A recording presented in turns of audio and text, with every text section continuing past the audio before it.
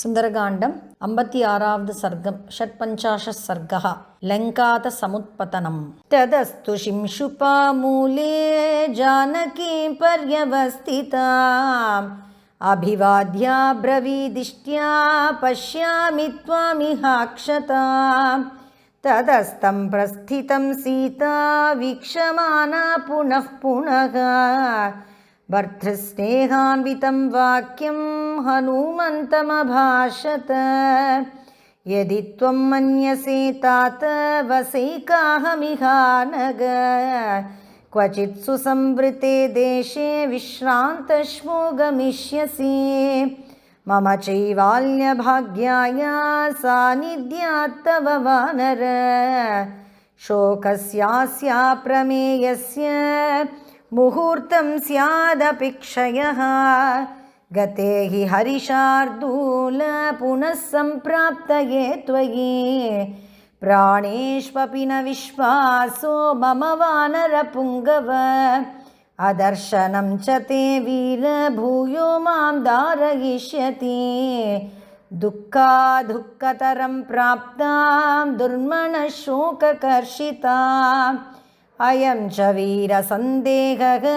तिष्ठतीव ममाग्रतः सुमहत्सु सहायेषु हर्ऋक्षेषु महाबल कथं नु खलु दुष्पारं सन्तरिष्यन्ति सागरं तानि हर्ऋक्षसैन्यानि तौ वानरवरात्मजो त्रयाणामेव भूतानां सागरस्यातिलङ्घने शक्ति स्यात् वैनतेयस्य तव वा मारुतस्य वा तदत्र कार्यनिर्बन्धे समुत्पन्ने दुरासदे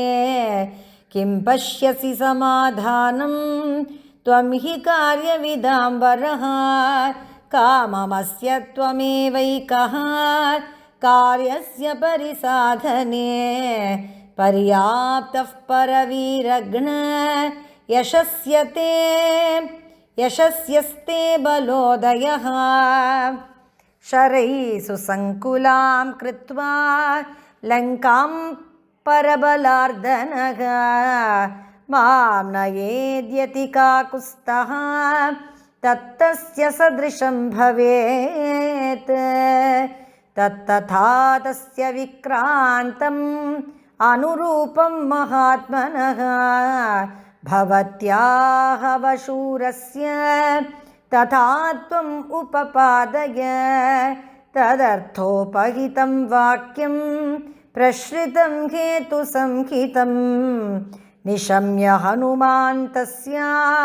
वाक्यमुत्तरमब्रवीत् देवि हर्ऋक्षसैन्यानाम् ईश्वरः प्लवताम्बरः सुग्रीवः सत्त्वसम्पन्नः तवार्ते कृतनिश्चयः स वानरसहस्राणां कोटिभिरभिसंवृतः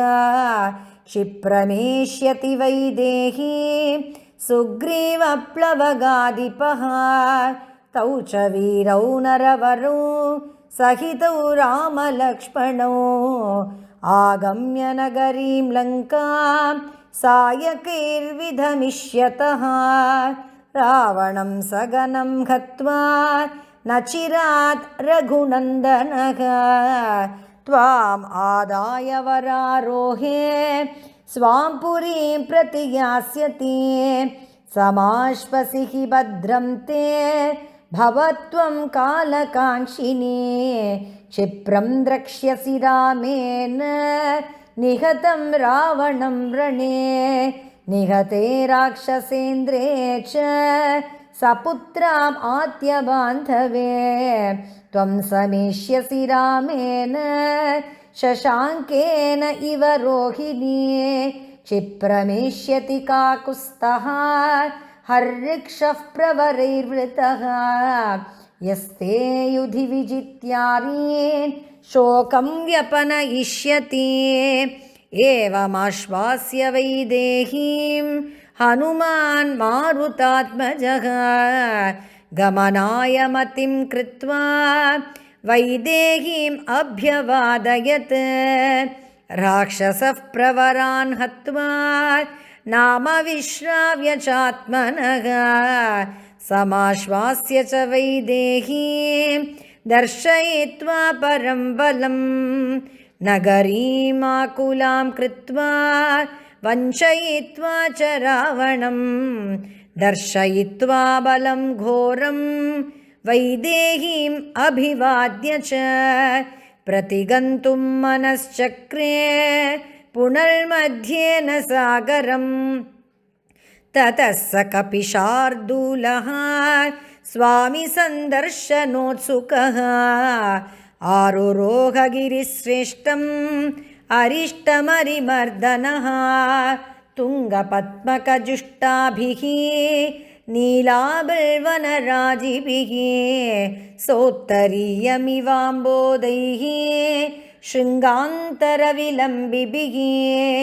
बोध्यमानमिव प्रीत्या दिवाकरकरैः शुभैः उन्मिषन्तमिवोद्धूतैः लोचनैरिव धातुभिः तोयौघनिस्वनैर्मन्द्रैः प्राधीतमिव सर्वतः प्राधीतमिव विस्पष्टैः नानाप्रश्रवणस्वनैः देवदारुभिरत्युच्चैः ऊर्ध्वबाहुमिव स्थितं प्रपातजलनिर्घोषैः प्राकृष्टमिव सर्वतः वेपमानमिव श्यामैः कम्पमाने शरद्दनैः वेणुभिर्मारुतोद्धूतैः कूजन्तमिव कीचकैः निःश्वसन्तमिवामर्षात् घोरैराशीविषोत्तमैः निहारकृतगम्भीरैः ध्यायन्तमिव गह्वरैः मेघपादनिभैः पादैः प्रक्रान्तमिव सर्वतः जृम्भमानमिवाकाशे शिखरैः अभ्रमालिभिः कूटैश्च बहुधा कीर्णैः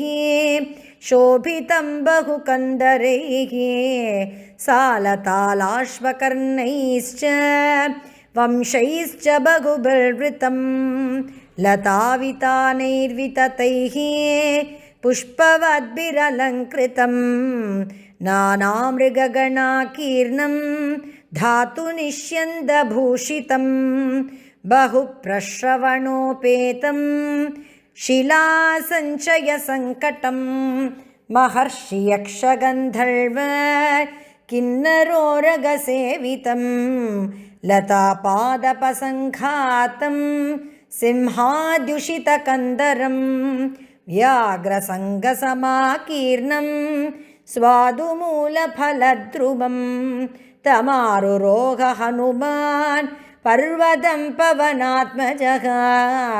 रामदर्शनशीघ्रेण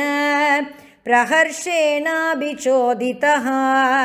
तेन पादतलाक्रान्ता रम्येषु गिरिसानुषु सघोषा समशीर्यन्त शिलाः चूर्णीकृतास्ततः सतम् आरुह्य शैलेन्द्रं व्यवर्धत महाकपिः दक्षिणाद् उत्तरं पारं प्रार्थयल्लवणाबसः अधिरुह्य ततो वीरः पर्वतं पवनात्मजः ददर्श सागरं भीमं मीनोरगनिषेवितं समारुतैवाकाशं मारुतस्यात्मसम्भवः प्रपेदे हरिशार्दूलः दक्षिणात् उत्तरां दिशं सतता पीडितस्तेन कपिना पर्वतोत्तमः रराससहतैर्भूतैः प्रविशन् वसुधातलं कम्पमानैश्च शिखरैः पतद्भिरपि च द्रुमैः तस्योरुवेगोन्मथिताः पादपा पुष्पशालिनः निपेतुर्भूतले रुग्णाः शक्रायुधहता इव कन्दरान्तरसंस्थानां पीडितानामहोजसां सिंहानां निनदो भीमो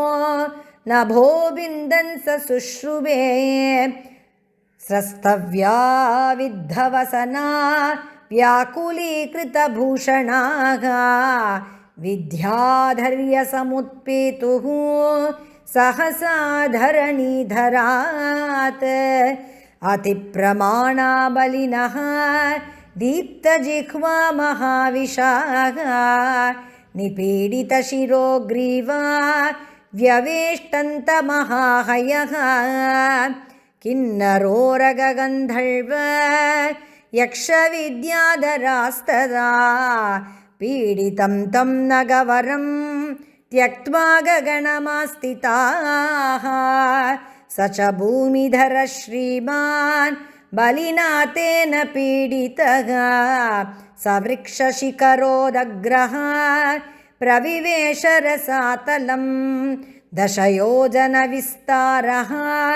30 योजनमुच्छ्रितः धरण्यां समतां यातः स बभूव धराधरः सलिलङ्गयितुर्भीमं सलीलं लवणार्वणं कल्लोलास्पालवेलान्तम् उत्पपातनभो हरिः। इत्यार्षे श्रीमद् रामायणे वाल्मीकिये आदिकाव्ये सुन्दरकाण्डे 56 सर्गः। श्रीहरये नमः। जानकीकान्तस्मरणं जय जय राम राम। परमभागवत आञ्जनेयस्वामी की जय।